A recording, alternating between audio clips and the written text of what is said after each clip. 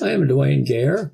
I will explain the software opening page and consultant's invoice and the narrative report in this video.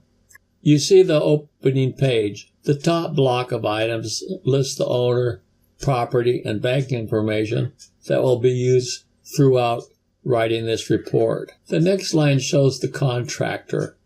The third section is the consultant's information. These numbers used in calculating fees. You can change these fees whenever HUD authorizes changes. Enter the consultant's information. Then save the file as a master to be used each time you have a new work write-up. Just open the master and save it to the name or address of the person you're doing the new work write-up for. I just added the information necessary, then contractor's name, and then the information pertaining to the property. Once we've added those items, we're done with this page.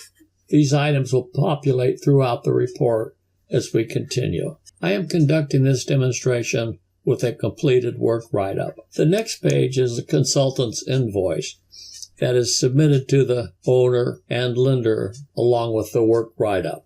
Notice the information is already filled out automatically. When it is determined to be a standard 203K, the invoice would automatically show the deposit and balance due correctly decided by the software.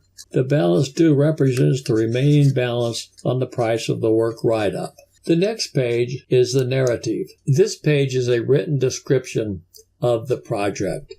The top narrative is filled out from the opening page. The first paragraph of the narrative is a description of the property, similar to the reports the appraisers use. I try to list each item in the renovation to allow the lender to see how extensive the project is.